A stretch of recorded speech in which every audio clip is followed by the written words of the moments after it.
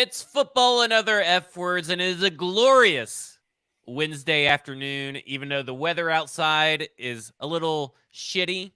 Doesn't matter, because I woke up with a smile on my face, a pep in my step that I haven't had in weeks, probably months, because I woke up thinking of one man, and that man was Rand Carthon. Not Huxley, not my wife. I got Rand Carthon on the brain, and I am ecstatic. Like, yeah, I wanted Ian Cunningham, right? Like, Ian Cunningham ended up being my one choice, but that's only because I let you talk me out of Rand Carthon being my number one choice. But it's okay. I don't care. Rand Carthon is the new Titans GM. We're going to talk all about that today. We're also going to talk about all the offensive coordinators, what all this means, what all's going on, what's happening. We're keeping you up to date. I'm joined by Mike Herndon at Mike Herndon NFL. Before we get into everything, you know what else puts a pep in my step, Mike? What makes me a little happy in the morning? It's another man. What's that? It's another man named Jaspers. I thought it might be. It was a good setup right there. Jaspers in Nashville. It's awesome. It's amazing. It's like the Rand Carthon of sports bars. It's the next evolution of sports bar, where Rand Carthon is the next evolution of general managing. Look at how well I'm tying everything in together. The only thing is that Rand Carthon isn't going to give you 2-for-1 beers. He may, but I know for sure Jaspers in Nashville is. And Jaspers is on West End. Head over there today. Watch all your Predators games. Watch all the rest of the NFL. Go over to Jaspers Nashville. Have some great food. Have some great beer, cold beer. Mike, you wrote an article. I talked about, and me and Braden on a football show on Monday talked about it. We talked about all the different quarterback options. You wrote about it at paulkarski.com, and that's out right now. So go to paulkarski.com and read that. And Paul Karski and the Paul Karski podcast joined the 440 Sports Network on Monday. And on Monday, me and Braden went through a big, long list. Now, you hit Jordan Love, and we forgot Jordan Love, and I regret that because I have changed my mind on Jordan Love. But if you want to hear all the stuff about Ryan Tannehill and quarterbacks and the quarterback options for the Tennessee Titans, head over to podcarsky.com. Head over to the 440 Sports YouTube page. Turn on those notifications. Watch those videos. Go, if you are a podcast guy, hey, guess what? A football show's on podcast form. Go do that. And also, there's a lot of stuff I got to get out of the way. And also, head over to stackintheinbox.substack.com or go to my Twitter page and you'll see all kinds of tweets about stacking an inbox. That is my place now for you to go get the written work. And next week, because we're talking about quarterbacks, next week is Ryan Tannehill versus, a whole article series where I take the top 5 quarterbacks that are available in free agency or available in trade and compare them to Ryan Tannehill in depth. You want the best Rand Carthon details out there, his history, you go to stackingtheinbox.substack.com. $4. I am a subscriber. I did. I got the subscriber. Now listen, I wrote this big long article, my introduction, what stacking the inbox is, the subscription prices, and I specifically put in there, I would much rather people pay the monthly part instead of a yearly subscription. Pay the monthly subscription instead of the yearly subscription. Hardly anybody listens to it. And specifically, you didn't even read it and listen to it. Look, it's just so much easier for me because I'm not an accountant to have my monthly expenses and everything in one place. So that's just a little, Listen, right now I'm in the midst of writing an article that's already over 3,500 words long. I was the first one to have a Rand Carthon article out yesterday. And I even beat Jim Wyatt, who had the inside track to the news. That's right. I'm killing it. I'm killing myself over here. And I'm killing it. And everybody needs to get a subscription. Okay. Whew. Mike, you're looking dapper. We talked about it. Don't everybody be fooled if you're watching on YouTube. He is completely without pants. We've already talked about it. Just the button down and gray tee underneath, it looks like. So, but you even got haircut. Did you even get a haircut today too? No, I did. I got my haircut a couple weeks ago. Oh, gotcha. It's still looking fresh though. Good job, barber. It is looking very good. Let's see what we got in the comments. Live F Words Pod. You love to see it. Do you think the Titans should trade for Trey Lance? We'll get to that. Not a serious question, just trying to ruin your vibe. Okay, never mind. We will not get to that, but it'll probably get brought up. Okay, so, Mike. Oh, man. Yesterday, whirlwind of emotions. Yeah. Because essentially what happened is that they say, even though they haven't confirmed that the report or the interview with Malik Boyd was over, Mike Garafolo, to whatever sources he may have, ended up tweeting out that that among the three finalists moving on to the second round were Ian Cunningham, Rand Carthon, ugh, and the most basically a police sketch artist of a white man, the most generic white person ever, Ryan Cowden. So that sent me into a spiral and a tailspin to see that Ryan Cowden actually made it to the second round of interviews, which is just completely asinine because all I can picture in my head is the Titans hate us. They lied to us, and it's going to be Ryan Cowden and Tim Kelly. I can't do both. I'll do one or the other, but I can't do both. And I can't really do Ryan Cowden. And then all of a sudden it's like, okay, well then Ian Cunningham apparently also interviewed on Monday after his interview on Sunday. And then all of a sudden, like 5 minutes later, it's like, oh, Rand Carthon's the GM. There is no really, maybe the second round of interviews had already happened, which is even funnier for Malik Boyd and probably a little bit disrespectful that people had 2 interviews and he only had 1. Yeah. I mean, we were joking yesterday before all that went down that I was like, I would love to know the actual timing of when Malik Boyd got out of his interview because, like, I picture him like he gets out of the interview. He's like, man, I killed it. I knocked it out of the park. He's in the Uber going back to B&A to fly back to Buffalo, and he's checking Twitter. And he sees the report that the Titans have narrowed it down to 3 finalists, you know, and he's not one of them. He's like, what the hell? Like, I just left. Like they eliminated him as he was walking out of the door. The timing was all crazy. And I think even Rappaport at some point said something about like accelerating the process accelerating. So it was, I think that tells us that they were pretty zeroed in on Carthon, you know, quickly. And maybe they were like, all right, you know, we technically need to interview Malik Boyd because we asked him to interview and he agreed, but we're not wasting any time. We're moving forward. And I would imagine they already probably had started negotiations with Carthon before Malik Boyd probably walked into the interview room. Well, I do wonder. Okay, so Carthon would have had his second interview yesterday, is what the reports that had kind of filtered out said. I do wonder, though, if he had his yesterday morning, which would seem like the logical choice, and Malik Boyd had his in the afternoon, which seems like the logical conclusion to make. Would he not maybe be in the Malik Boyd interview, and maybe there's an assistant GM position that is opening up for Malik Boyd to give him an opportunity? Because it would seem just kind of downright disrespectful. I guess it's disrespectful either way, right? If you cancel the interview or if you go through with the interview, it just seems like the timing of the announcement could have been a little bit better. They could at least kept us on edge and continue to spiral and go into deep, dark places for at least a couple more hours. Yeah, I also want to shout out. So the whole this aged poorly thing. I know it's a bit for some people, but I can't tell who it's a bit for and who it's not a bit for. Because I tweeted out that that Cowden's inclusion in that final 3 was one of 3 things. I said it's either one, was Cowden all along, and it was always going to be his job, and he'll end up getting the job. 2, it's them doing this guy solid. He's been with the organization 7 years. They like him personally. No ill feelings. It looks bad if he's a guy that's been there for 7 years and he doesn't even make the finalists on the way out. Like, they're trying to give him a soft landing spot for wherever he goes next in his career, whether that's staying here or going somewhere else. Or 3, that he's just one of the best 3 candidates in their mind. And I know Buck said it's 3. Yeah, I was about to say, I don't think it helped that Buck jumped in your comments and just spewed his opinion, which was ignorant opinion in my mind. Because I said immediately, there's no way he's one of the 3 best. He would have to be like one of the 5 best for me to believe that he's even in the top. I think it's number 2, by the way.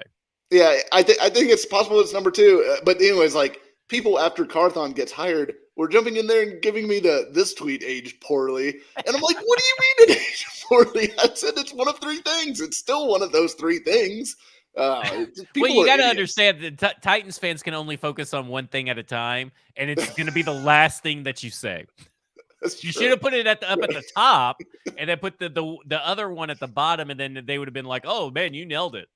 It's just it's unbelievable. Reading comprehension at an all-time low every single day. Like every single day, it hits a new low. Yeah, it gets worse and worse because I tweeted out something about the scheduling, then I quote tweeted Ian Rappaport got his tweet wrong, Yeah, and I went back and retweeted a new tweet that says, "Oh, correction from Ian Rappaport," and I had our favorite guy that jumps in our mentions, Rex Green, who said, "Oh, this changed like 3 hours ago. Why is it still here?" And I sent him the tweet. It's like, "Oh, like I did 3 hours ago when I changed it. Like I updated everybody."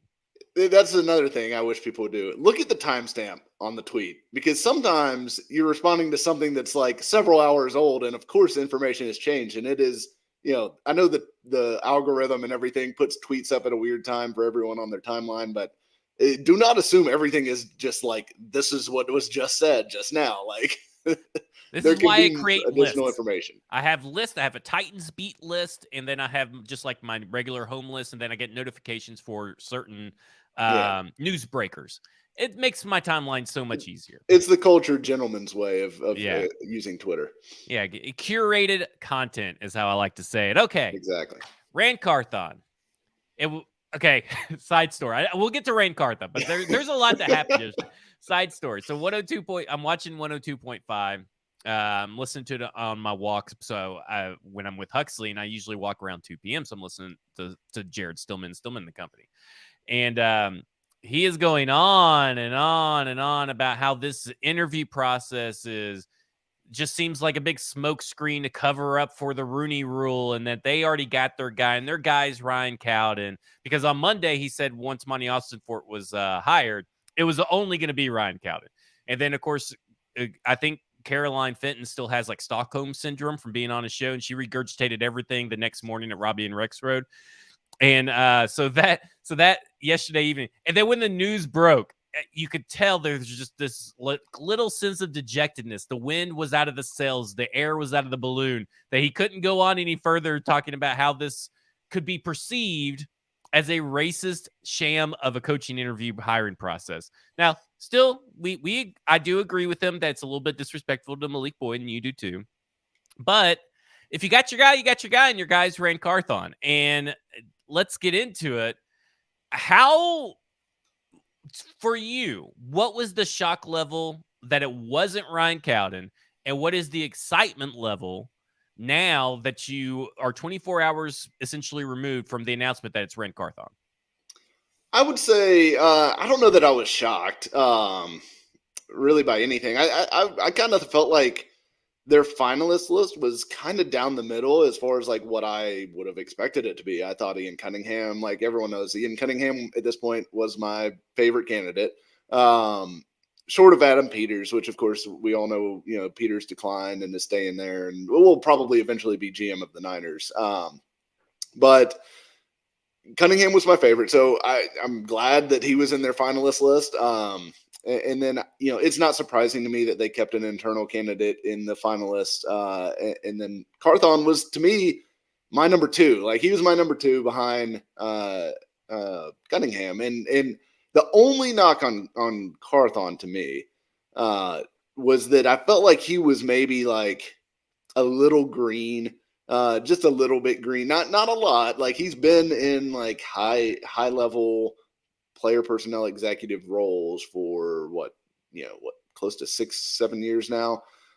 So he's done a lot of work at a high level, and he's extremely well respected, by anyone. Like I literally was searching at Google, Twitter, everything I could search for Rand Carthon information. You can't find a single person to say a bad word about him. Like Hell, nothing. let me say something. It's pretty difficult to find people actually talk about him. Compared to Ian Cunningham, there were quotes galore. Yeah. And it's just like, this is just a guy. And now all these quotes are coming out. I'm like, where were these quotes when I'm trying to write about Rand Carthon? Right. And you know what? I didn't even think to search Twitter for people saying stuff, because it was interesting, because we both said that, okay, yeah, he only really has draft experience for the last 2 years. Like Yeah. that's was our perception, right? Because he got upgraded to director of player personnel, which is over both. You're creating dossiers, you're evaluating talent on both sides of the aisle, and he only got promoted that last 2 years. And then you see this tweet, and I don't know who found it. Someone found the tweet, and it talks about how he's responsible for pretty much like you could just throw into day 3. I think everybody cut off day 3 at round 5 and 7. I'm just going to say day 3 because that's round 4 through 7, right? Yeah. So, I mean, essentially all their day 3 picks he's been in on. But you couldn't find that anywhere without, really, I guess, doing a deep dive on Twitter. So, but everything that everybody says about him, you're right, is great. Yeah, I mean it's yeah. So like, I guess I wasn't surprised. I kind of thought maybe Carthon was a year away or a promotion, like an intermediate promotion away from jumping all the way to the GM spot. But I mean, I really liked him. Like I thought I I do feel like there's something to like a guy's presence, just how he projects himself, whether it makes you feel confident about following him. And I feel like Carthon definitely has that, like his presence, the way he carries himself. I think all of that speaks well for him. And the fact I did feel like they wanted a former player to some degree. I felt like that was something that they valued in the process, just based off the candidates list alone. Like most of those guys had played, or all of them had played at least a collegiate level, and I think at least half of them had played at the NFL level. So I did feel like they wanted a former player, and I feel like that meshes well with Vrabel, right? I mean, Vrabel is a former player; he's going to be able to relate to him on that level. I feel like Vrabel will respect the fact that he played in the league and understands, firsthand what it takes to reach that level and to perform at that level and to get ready for games and all that other stuff.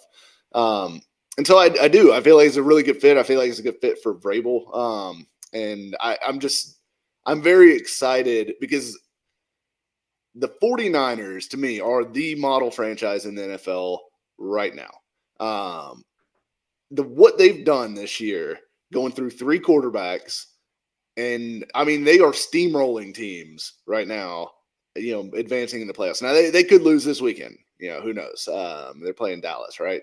I can't wait to come back and say this staged poorly. I know. Yeah, love those comments. Those are my absolute favorite. So especially when they're not about a prediction, all right? Like, but the 49ers are doing incredible things with a guy that was literally the last pick in the draft. And which is, I know Adam Peters fought for Brock Purdy. I've read specifically about that. Yeah. But also Rand Carthon apparently was heavily involved in that too. Yeah. Again, collaboration, which we'll talk about that later. And yeah, big time credit for them for finding Purdy, but also the fact that they've built this roster where you can just put a rookie quarterback in, any rookie quarterback, much less like the last pick in the draft. I mean, you put any rookie quarterback into a team, it even Malik Willis struggles. Oh wait, I thought you were gonna say they were gonna be good. Malik Willis was in San Francisco. No, I'm saying, but okay. Like if you drop Kenny Pickett, like the Steelers are a good organization, Steelers are a good team, but Kenny Pickett, you put him on that team and they went 9-8. The 49ers roster is so good. They went 13-4 with like a poo-poo platter of a second year quarterback who then got hurt, who then was replaced by a guy who maybe didn't even really want to be there, and Jimmy Garoppolo, who then gets hurt and gets replaced by Mr. Irrelevant Brock Purdy. So it is incredible what they've done and how strong that roster is on both sides of the ball. I mean, they are a machine of talent when you look at that roster. I mean, that is now part of that, and we got to talk about this part of it too. When you look at just the 49er stuff, part of that is, hey, they had those high picks where they were able to get Nick Bosa, where they were able to get they've had several guys that they've drafted in the top 10. I think Javon Kinlaw was up there. Obviously they had DeForest Buckner at one point, were able to trade him away. Eric Armstead was a really high pick So they had that stretch, I think right before or right leading into the Shanahan era where they had all these high draft picks and they were able to hit on them. So part of that is why they're such an uber talented team, but they also hit on guys in the middle rounds all the time, like Fred Warner and Mafunga, this safety that is going to the Pro Bowl this year that Yeah, was and out of nowhere. he's fun to watch. He's a lot like Troy Is Polamalu, and I know that's probably like a very generic comparison, but when I watched the 49ers defense play, I'm like, who the fuck is this guy just flying around for the ball and just going crazy? And I'm like, well, it looks just like Troy Polamalu. It's just what it reminds me of. And then you look at some of like their free agent additions; they're super smart, like Javarius Ward and K'Wan Williams and guys like that are really really good football players that they did not have to spend a fortune to go get, and are outperforming their level. And that is what Rand Carthon has been in charge of over the last, what? How long was he with the 49ers? Oh, he's been there since 2017. So he left the Rams 6 right seasons. after or right before Sean McVay was hired. That's right. Yeah. Because he went to the Rams. So here, quick rundown of Les this. Snead, So right? yeah, so he was a pro scout for a long time under Les Snead, directly under Les Snead, who was directly under Thomas Dimitrioff. And then when Snead went over, which I believe was 2012, went over to the Rams, he immediately brought Rand Carthon with him and put him in the spot that he had at the Falcons. So he took over Snead's title that he had over at the Falcons. And then he went over here to he made a lateral move to go over to San Francisco and then got promoted in 2021. That was director of pro personnel. Now he's the director of player personnel. Now he's GM. Yeah, so and I would say good group of people to pull from. By the way, we talk about Ian Cunningham. His is kind of almost equally as impressive.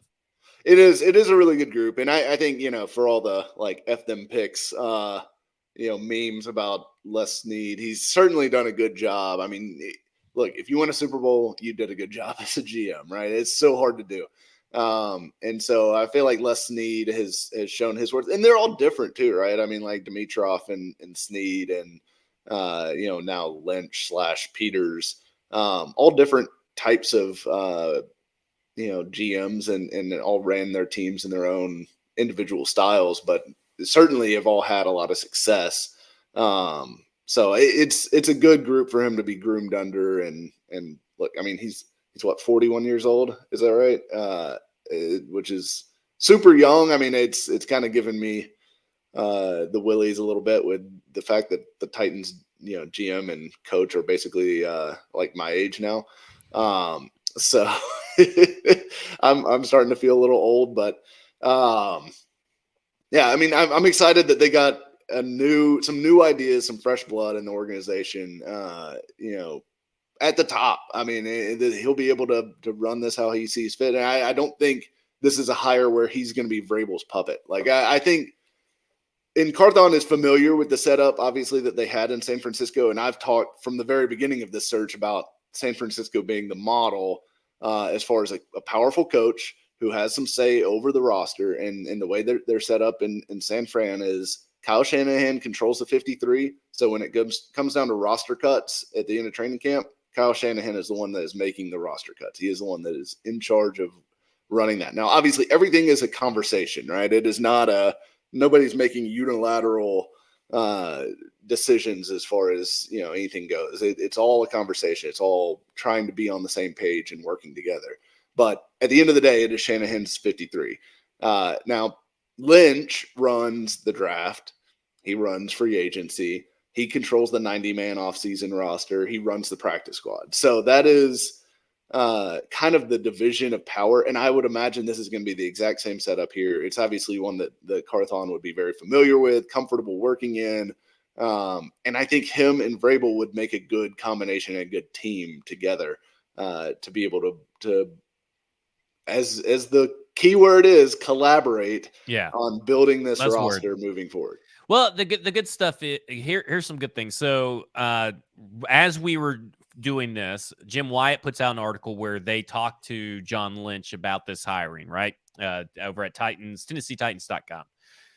And he said that they basically asked very pointed questions. Amy Adams-Strunk asked very pointed questions about Rand Carthon's ability to collaborate, about his extensive knowledge into him, to Lynch's and Shanahan's working relationship, and how would he fit with Mike Vrabel. So, like, that was what they were concerned about, and they are obviously trying to model what the San Francisco 49ers are doing. And I will say this: John Lynch is a former player, Mike Vrabel is a former player, Rand Carthon's a former player. This is all the guys with the same kind of background and mentality that you're looking for. And when you're looking to collaborate, it's kind of good to know what everybody's wanting, but you also look at the roster that San Francisco has. And you talked about it. You could plop almost any any quarterback in that roster, and they're probably going to have some good high degree of success.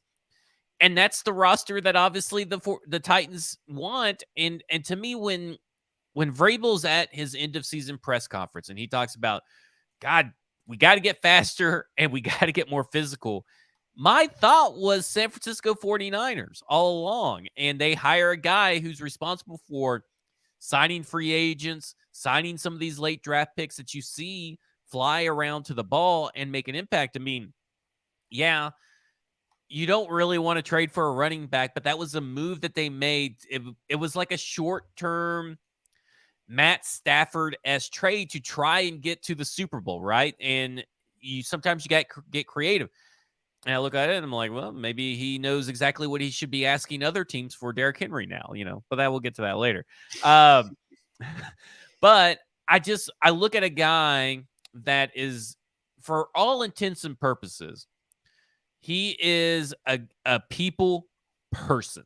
Essentially, he's an evaluator of people. He's a good judge of people, and he wants to get to know you on a personal level. And that is what Vrabel does, right? Vrabel talks about, hell, DeAndre Hopkins talked about how, even though that he wasn't his position coach or an offensive coach, how much Vrabel dove into the personal life of his players and actually cared. And Carthon is, for all intents and purposes, here's a quote from Lynch right here: Rand makes really meaningful relationships. He's just an easy person to talk to, and he has an ease to him. He was very close to a lot of our players and close with a lot of our staff. He's a guy that everybody respects, and he has great wisdom. And doesn't that sound like, maybe not the easiest person to talk to part, but doesn't everything else sound like Mike Vrabel in ways you would describe Mike Vrabel? A sense of wisdom, a sense of personal building meaningful relationships. Yeah, he's probably a little bit more rough around the edges, but at the end of the day, when you get him out of the football stadium, he's a really great guy to talk to. I do think that, like, the Mike Vrabel we get at press conferences and things like that, I think that skews people's perception of Mike Vrabel and who he is, because I do feel like behind closed doors, he is likely a very different guy. And with his players, he's likely a very different guy, just based on the comments that you hear from players about how Vrabel is and things like that. I think there's a good chance that he's more compatible with those guys than he is with the media, just because I think he views the media as the enemy in a large sense, in my opinion. But it's this is a great fit to me, like, personality wise, and also, like, I know, not everybody's necessarily in love with the Titans offense, but the 49ers run a version of the Titans offense that is like the idealized version of it. They are ultimately, an outside zone, West Coast offense kind of team. And that is what the Titans are as well. Now, performance and, the individual plays they run, how they execute them, that stuff may vary wildly and does vary wildly. But I think the point is that the Titans largely want to be more like the 49ers. I think they want to be a version of the 49ers, like an AFC 49ers. And I think the point is that Carthon has been building the 49ers for this offense for years now. He understands intimately what skill sets fit this offense and how to, scout and find players that will be tailor-made for this offense. So to me, this tells me that it's very likely that the Titans are going to go find an offensive coordinator that runs a version of this offense And while not everybody may like that just because there's a bad taste in your mouth from the Todd Downing years, remember what this offense looked like with Arthur Smith. And it is possible of reaching those heights again with better personnel and some better coaching, obviously, too, and play calling. So that to me makes me think, Mike LaFleur, who has ties to San Francisco, was, that's where he came from before he got the Jets job, and is now available. That makes me think he would be a good fit for what they're going to be looking for at offensive coordinator. So I just think it's very likely that that's the path that they're going down at this point. Now, maybe not. Maybe they're going to throw us a curveball and go a totally different route. But I kind of think that this is what they want to be. Well, don't you see? Let's get into the offensive coordinator and how this affects and how this hiring may or may not affect this team on different levels. So specifically, let's go to offense, because we saw over the weekend that they put in requests shortly after, before they even fired Todd Downing, if you're to believe Josina Anderson's timeline. So they put in requests for Eric Bieniemy and Matt Nagy, who aren't necessarily that kind of scheme. Right. I mean, they are the Andy Reid, a little bit more West Coasty than they are. I mean, like, it's a different kind of scheme, right? It's a different breed of the West Coast. Yeah, different breed of the West Coast. It's like a French bulldog and an English bulldog. They're both bulldogs, but they're different breeds. Yeah. So we saw that. And then on the flip side, they put in a request to interview, and it sounds like they got the request approved, even though we haven't heard if it's been confirmed, to talk to quarterback coach Charles London, who is now, it was announced today on Wednesday, that he is coaching, or he's the offensive coordinator, so the play caller at the Senior Bowl coming up January 30th, which the game is on February 5th, which he is more in line with the Art Smith kind of West Coast offense and closer to Shanahan than maybe Nagy and Bieniemy is. As far as we know, outside of maybe Tim Kelly, no interviews have taken place. Tim Kelly seems like it would be a good interview to have already gotten off your plate. But when you have this new offensive coordinator who has a wide connection and set of relationships across the NFL, don't you think, being that where he came from and the teams that he came from and the connections he has, we're going to continue with the Shanahan tree? Don't you think that is the most likeliest conclusion to draw from this? Yeah, I do. I think that's ultimately where this is headed. And I think that's fine. Like, versions of the Shanahan offense are all over the NFL at this point. And I think it ultimately comes down to, like, how well is it coached? How well is it executed? Which is a very, simplistic way of looking at it. But what it is ultimately is they are going to be a physical downhill running team, which the 49ers, their offense is uber explosive. But their offense is explosive in the way that the 2019 and 2020 Titans were. They run the football. They will hit home runs in the run game because they are very talented on the offensive line with Trent Williams, obviously, and some other good linemen in that group. And then, they are very, very good at just being able to take advantage of how teams defend them. So they are well coached. Shanahan does a great job. He's always done a great job with the run game. That has always been something that he has excelled in. So the Titans need to find their version of Shanahan, because that's the thing. As much as the 49ers success is largely roster based, Shanahan does deserve a good bit of the credit for what they've been able to do with Brock Purdy and everything. So Shanahan doesn't come with this, but they need to find the closest version to Shanahan that they can, in my opinion, to try to make this thing go. Because look, Vrabel wants to be a physical team. Like, I don't think Vrabel's ever going to want to necessarily be the, drop back and sling it 50 times a game and run it 15 kind of head coach. I just don't think that's who he is. I don't think he believes that's the best way to win big at the NFL level. And now maybe if he had a superstar quarterback, that would change his opinion. But I think in Mike Vrabel's heart of hearts, he would prefer to be a balanced offense run the ball well, throw off play action, be able to hit some shots down the field. And look, the 49ers have playmakers. They have playmakers all over the field. You look at Brandon Ayuk, you look at, obviously Deebo Samuel, George Kittle. It is unbelievable the amount of talent they have. So when you're able to throw the ball off play action to guys like that, and you see them, the kind of plays that they're able to make after the catch versus, throwing the ball off play action to Nick Westbrook-Akine, it's a totally different deal. So this offense can be explosive. This offense can be successful, even if it is, relatively run heavy, which I know a lot of Titans fans are just, sick and tired of at this point. But it's certainly capable of being successful in the right hands with the right play caller, with the right personnel.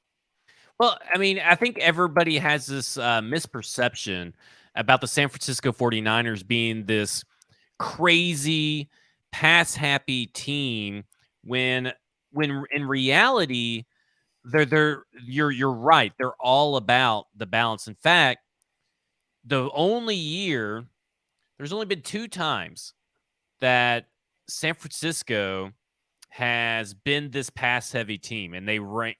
This was 2017, and they went 6-10. Okay, they went 6-10 in 2017. Kyle Shanahan's first year. You know what he did? He came in and he threw it the second most times in the NFL. You know what he did the next year? The 20th most times, 29th most times. Then he went back up to 16th most times, and 26th. And now he currently ranks 29th in pass attempts. They're not a pass. They're an effective passing team. They are not a pass-heavy team. And I think that right there is really what you need to focus on, is that they are an effective passing team when they throw the ball. Whereas the Titans, who don't pass a lot, are not in a very effective team under Todd Downing, at least, because they were under Art Smith.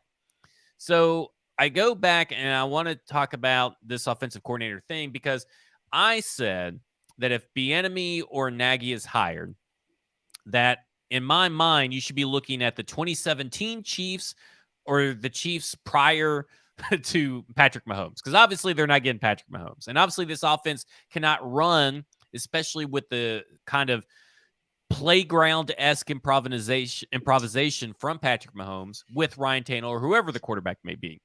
So obviously you'd be looking at 2017, Chiefs with Alex Smith as like the height. And they were like the ninth highest scoring team. So they were still a good team.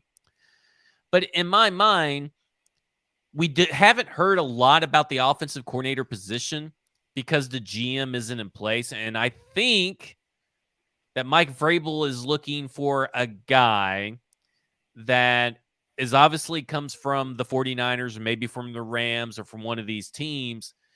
And I think he's wanting the input because it's all about collaboration, buzzword of 2023. So you go and you have now Rand Carthon, who could probably bring you dossiers or recommendations on coaches, and now the coaching search has begun. And I think that's how it's always going to be. The best thing for this to happen, and the way it should happen, it should be head coach, offensive coordinator, and general manager, then offensive coordinator. And those decisions are based around whether or not you're keeping Ryan Tannehill. Yeah, I mean, and that's like the fun part for Rand Carthon begins now, as he gets to untangle this whole ball of yarn that is the Titans' current roster situation, and starting with the quarterback, because you're right, it's Tannehill. We know who he is. We know he's a good enough quarterback, and this is what I wrote at paulkarski.com this week. Is look, Tannehill is more of, and this is a term that I have always loved from Bucky Brooks and Daniel Jeremiah of the Move the Sticks podcast, which is great podcast for especially during draft season. But they describe guys as, are you a trucker or are you a trailer? So, are you if you're a truck, you're pulling the ship, like the organization is going where you go. But if you're a trailer, you're just kind of along for the ride. And I view Ryan Tannehill very much as a trailer type of quarterback. I mean, he is not going to lift the organization to new heights. He is going to more or less be a reflection of what you put around him. You put around him, good play calling, good athletes at wide receiver, good enough pass protection. he could be a pretty good quarterback. I mean, we saw in the 2 years where Arthur Smith had this thing cooking, and obviously they had Corey Davis and AJ Brown, and a healthy-ish Taylor Lewan, and Roger Saffold, and all of the guys that kind of made this thing go for that period of time. If you put him in that group, he will perform and he will produce a good offense. But he's not going to take over games. That just isn't who he is. It's not in his skill set. And so he's always going to give you a ceiling. And to me, when you look at the other quarterback options, if you're going to move on from Ryan Tannehill, you better not move on from Ryan Tannehill and go find another guy who gives you a ceiling, which I would certainly put Derek Carr in that category. And I think you could make an argument that, maybe you should put Lamar Jackson in that category too. While it's a very different ceiling, I still think there may be a ceiling with Lamar. So it's an interesting question now. Like, where do they go at quarterback? Because that decision, along with offensive coordinator pick, kind of sets the table for the whole offseason. Like, what are you trying to do? What are you trying to compete in 2023? Are you going for it? Are you going for this quick rebuild? Or are you going to take the opportunity now to get more of a reset and try to build this thing sustainable for 2024 and beyond? Because I think those are the two paths in front of them, and which one Carthon chooses will be fascinating, because I think that'll tell us what Amy Adams Strunk wanted in the interview process, because certainly she wouldn't have hired him if he wasn't on kind of the same page with her as far as what their vision is for this team moving forward. Which, doesn't it have to be Ryan Tannehill? Like, don't you think that is the most logical conclusion to draw from all this, is that if they're getting a guy from San Francisco where they've seen success with Jimmy G, and now they have more durable Jimmy G already on the roster. Yeah, and Jimmy G's another guy that I would say, and then limited, ceiling guy. And they made it to the Super Bowl with Jimmy G, right? And then you got the San Francisco guy who's probably going to bring in the same kind of offense where you've seen Ryan Tannehill succeed at a high level. Don't you think that it's much more likely that Ryan Tannehill is the choice, and they were like, we got to build around Ryan Tannehill. We're a little open to Derrick Henry, but we got to build around Ryan Tannehill just for the short term until we can figure out how we can get the quarterback of the future. Yeah, I mean, I think it's really interesting because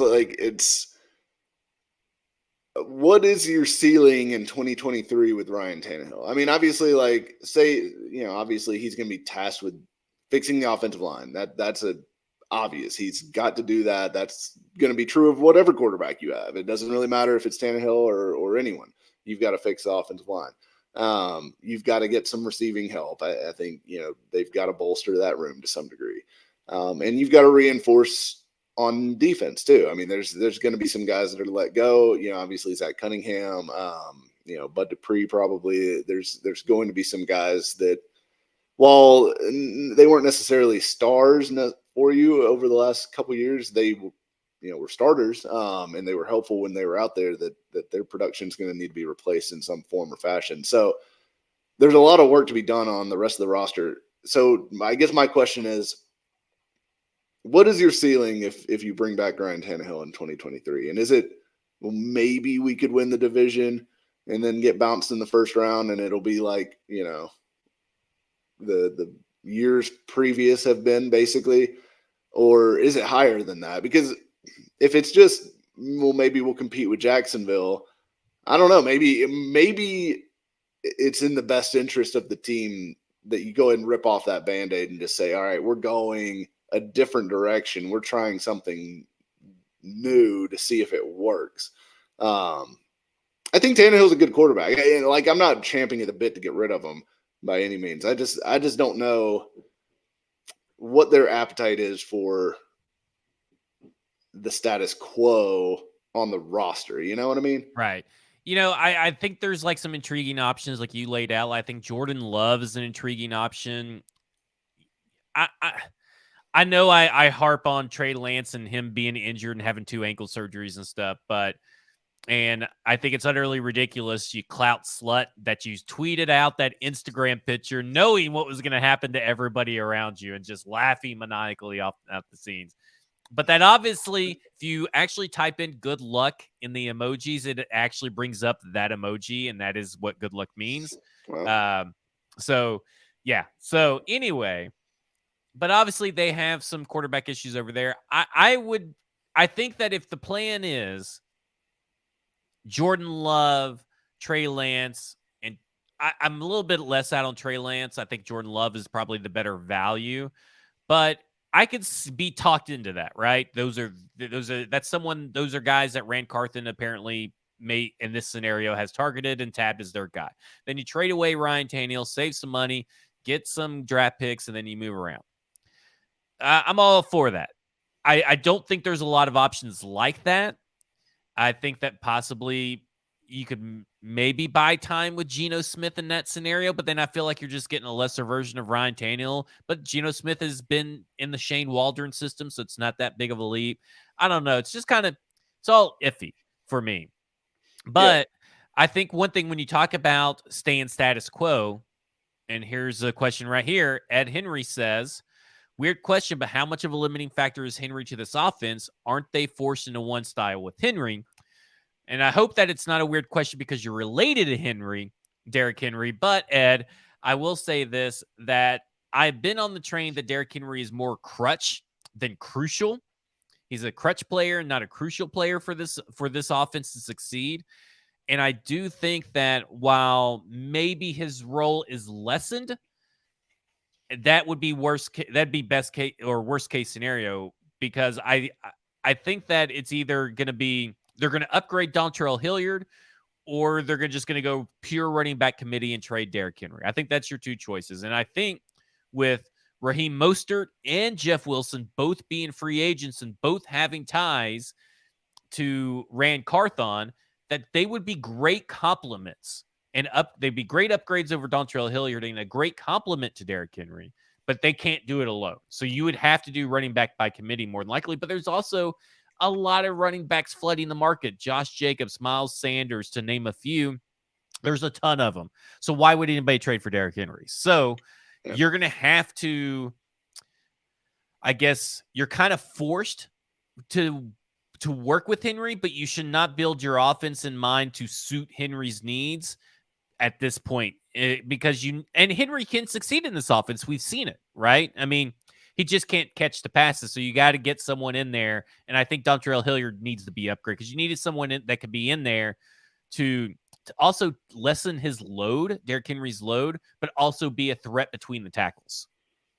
Yeah, I would agree with that, and I do think Henry to some degree limits them because, frankly, I think Vrabel has tried to force feed Henry so much, and I do feel like while Todd Downing deserves plenty of blame and has been rightfully canned and everything like that, I do think some of the directive to run the ball so much comes directly from Vrabel. It has been something that has happened under every coordinator who has been here, as far as like run pass ratios, especially on first and second down, especially early in games, that kind of thing. So it is, I think, a Vrabel directive to a large degree that, hey, this is our best player. We're going to give him the ball as much as we can. And I do think they lean on him too much. I think at some point they lean on Derrick to the point where it is, we don't have a plan B. And to me, hopefully this season kind of opens their eyes to the idea that, hey, we have to have a plan B, regardless of, anything else going on with how well Derrick's playing, regardless of anything else. What do our wide receivers look like? You've got to have a plan B. You've got to be able to throw the football.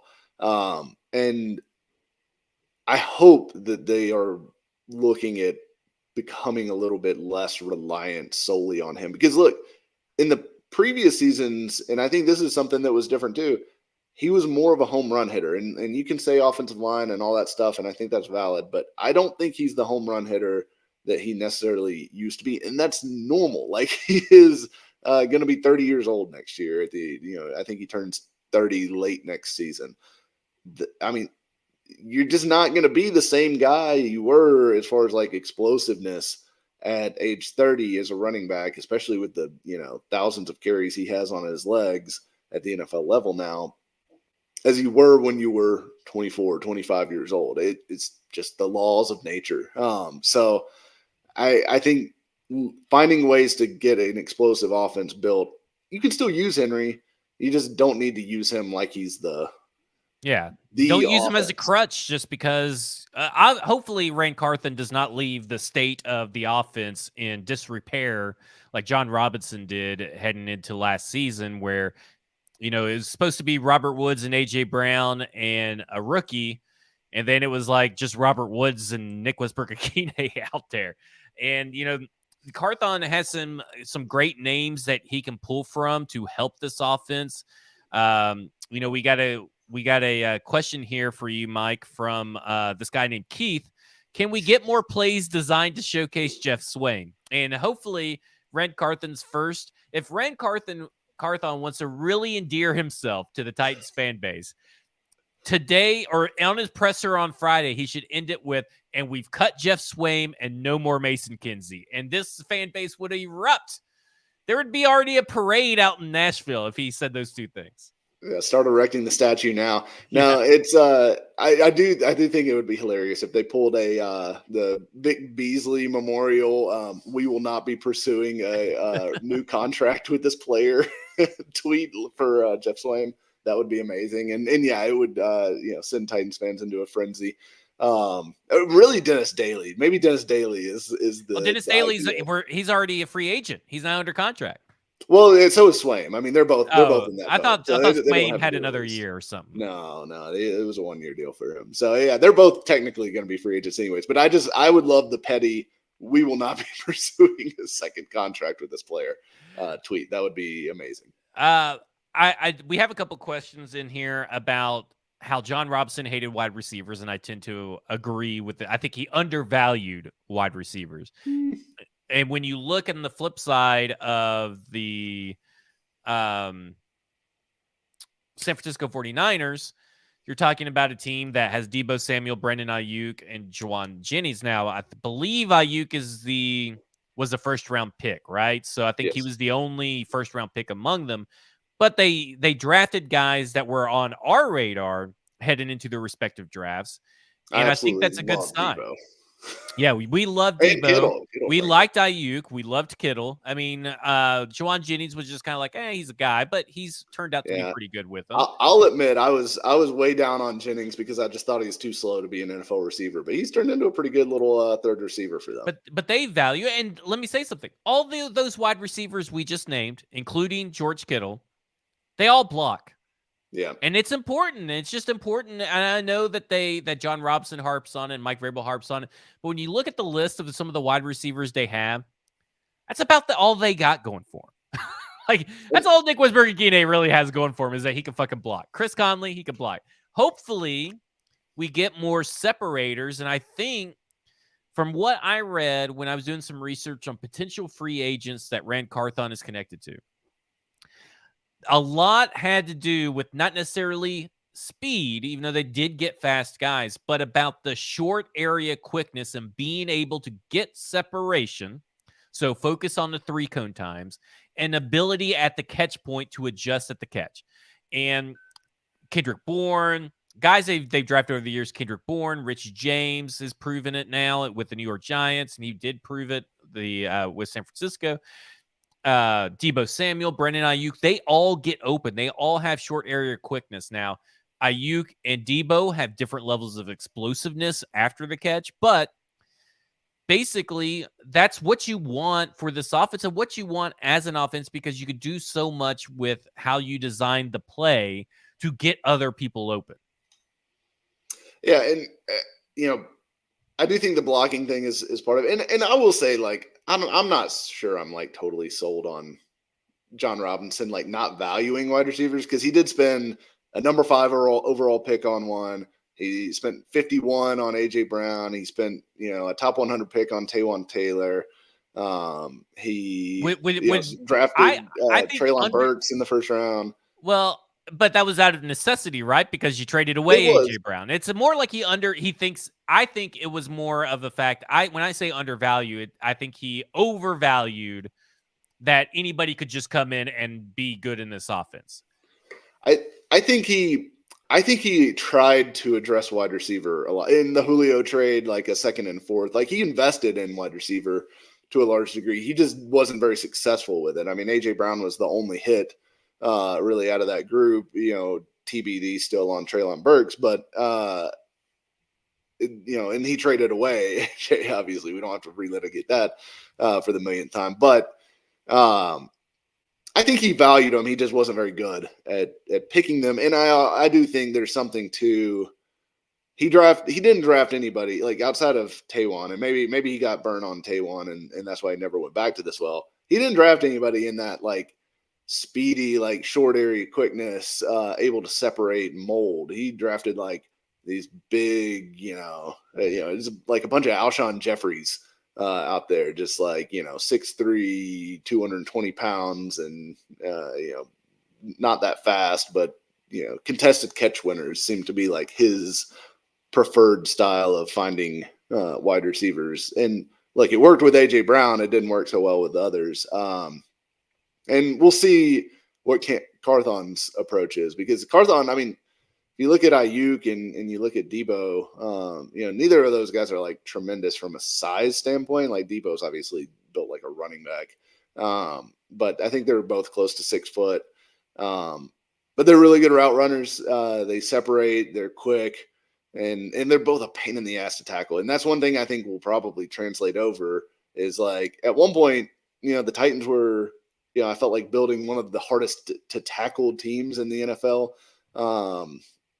Under John Robinson. Well, that is definitely what the 49ers built in San Francisco. So I think we'll see a lot of carryover from that, from a run after catch standpoint, and valuing that part of the game.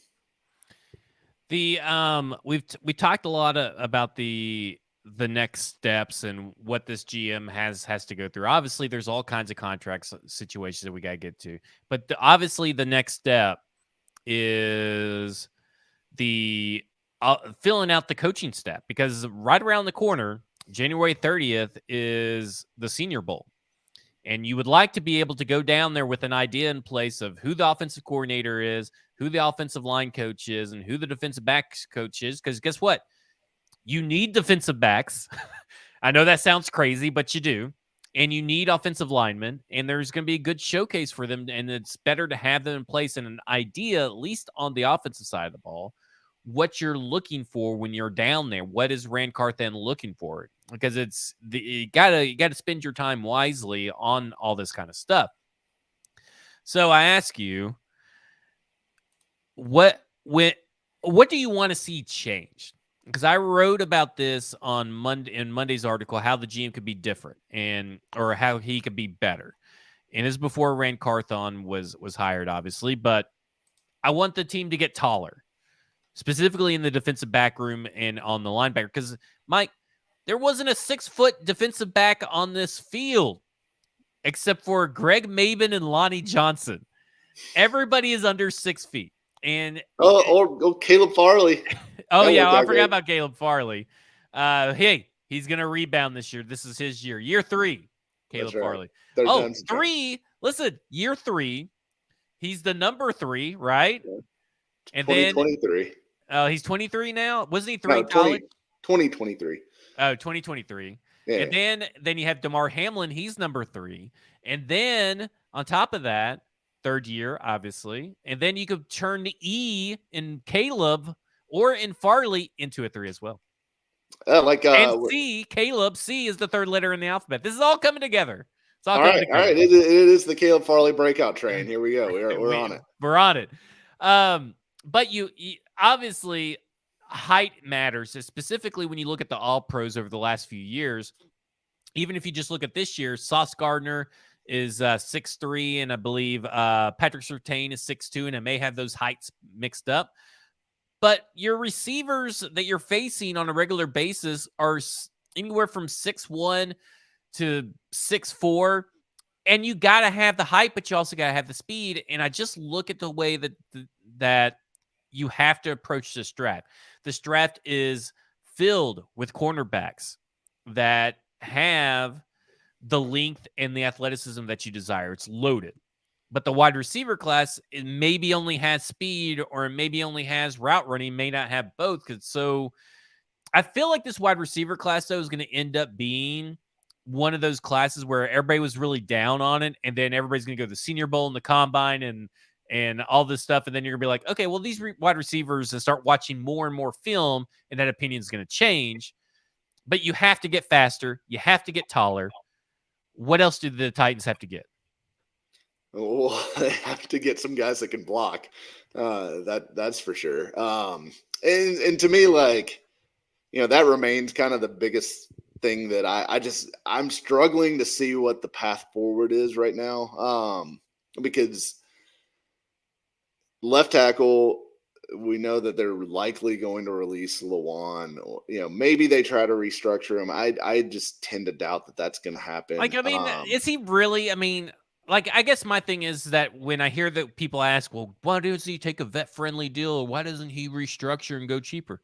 Does he even really want to do that? Like, that's the perspective I'm thinking, is like, if he wants to play football, why take a team-friendly deal? Listen, these players don't owe you anything. We've said this numerous times on the podcast.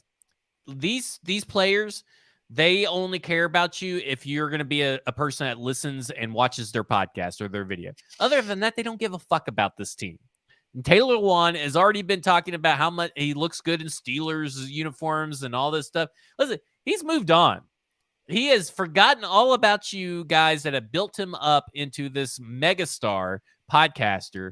He's going to forget everything about Tennessee. He's moved on. He's either going to go full on to podcasting, or he's going to go play for another team, and he's going to go get their corny asshole listeners as well.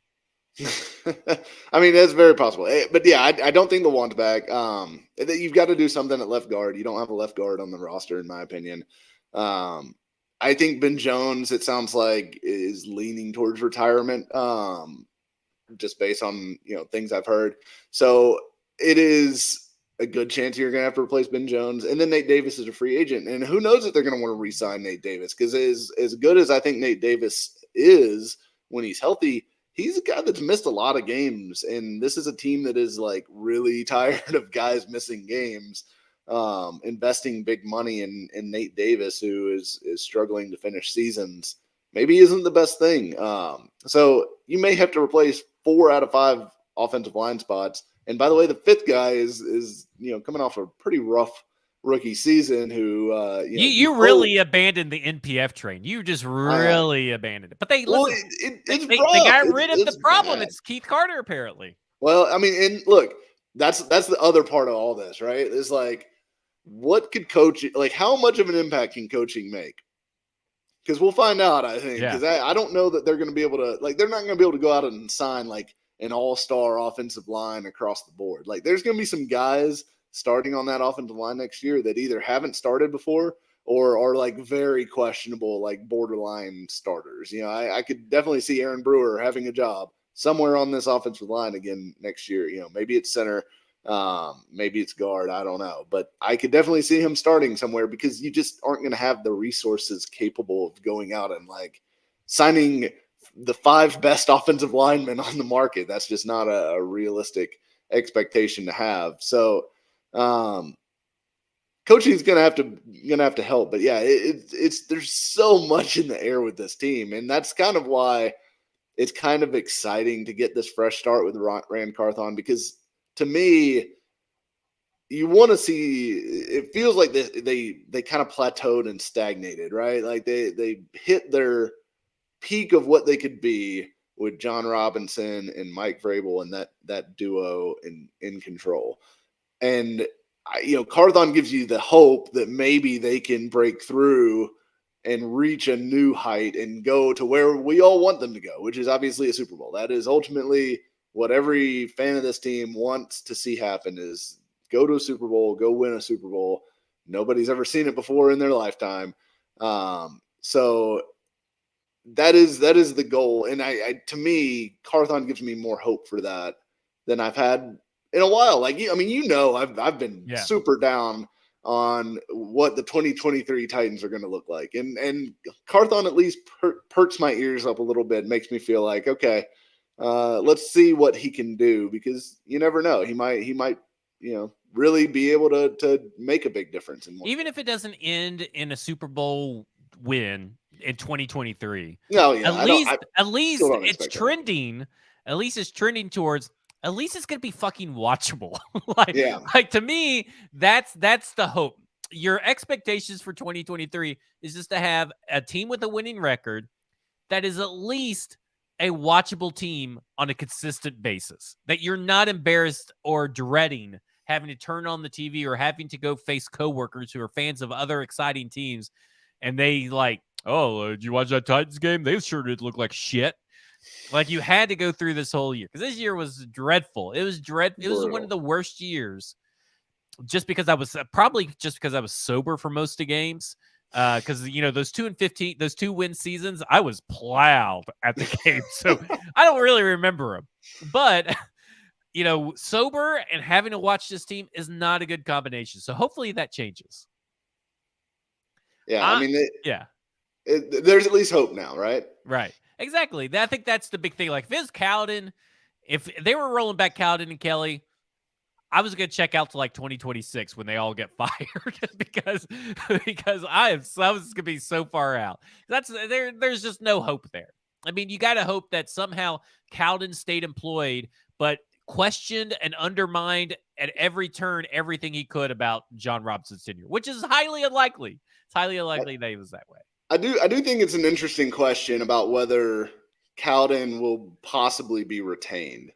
And I think it would probably be good for them if he is kept on at least through this draft cycle, which is usually like the way personnel executive contracts and scouting contracts are set up, or like the draft is their year-end event.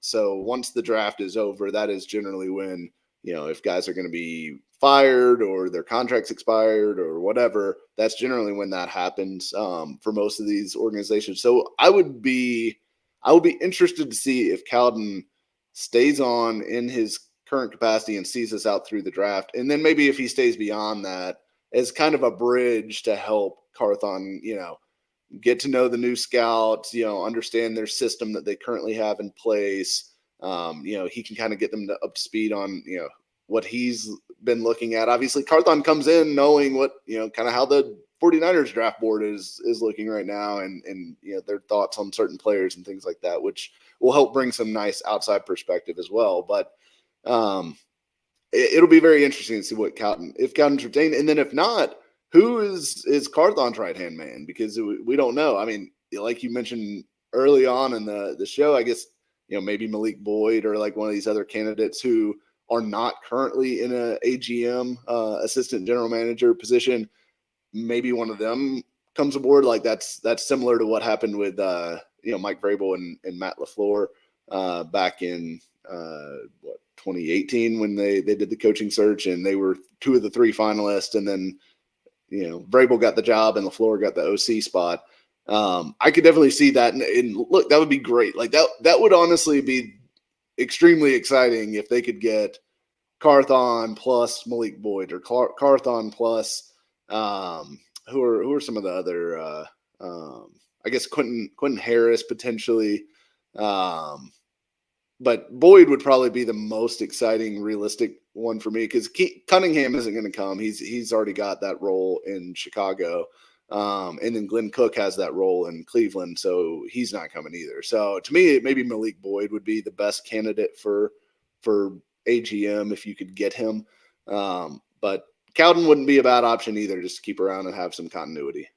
Yeah. Well, that will do it all for us. Let's talk about what you got coming out today. On Wednesday, you already had the paulkarski.com, your article on all the quarterbacks. A football show is tomorrow at 1 p.m. Central Standard Time. You'll get to hear Braden and my further reactions and any other news that may have broken between now and then. Then you also have a football show on Monday where me and Braden also talked about the quarterbacks that were coming out.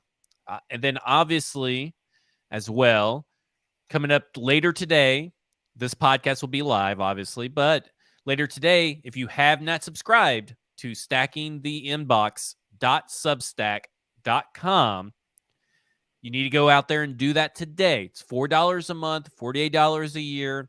It's going to be worth your money. And today will be free agents that Rand Carthon is linked to or has a connection with. We're going to do offense and defense. I'm already at 3,500 words on that. Tomorrow is going to be all the coaches that could be possible offensive coordinators, possible offensive line coaches, and possible defensive backs coaches that he may has put a bug in the ear of Mike Vrabel about and recommended, hey, here's some people I know. Here's some people that I know that would do great at the job. That will be out tomorrow. And of course, Friday we'll also at stackingtheinbox.com. Substack.com. Sorry, that's a long one to say. I gotta figure something out there. That will also be. We'll also cover the press conference on that. It's going to be a great week of content. We got a lot of good things coming down the pipeline. I'm going to be at the Senior Bowl. I'm going to try not to embarrass myself in front of all these big wigs and scouts and executives. I'll be down there with Stoney Keeley of Sobros. We're going to kind of be doing some content down there. And then next week is Ryan Tannehill versus over at Stacking the Box. A big week. Big week.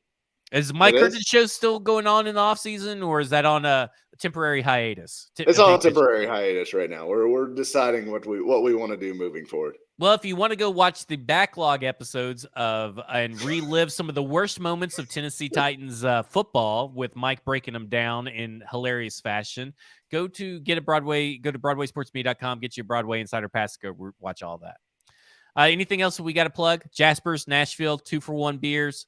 Go celebrate this Rand Carthon hiring. Anything else? Yeah, no, that's it. Just enjoy the Renaissance. Yeah, enjoy the next couple of days until Titans Twitter devolves into a radioactive sewer of a wasteland where everybody's just attacking each other over what to do with Ryan Tannehill.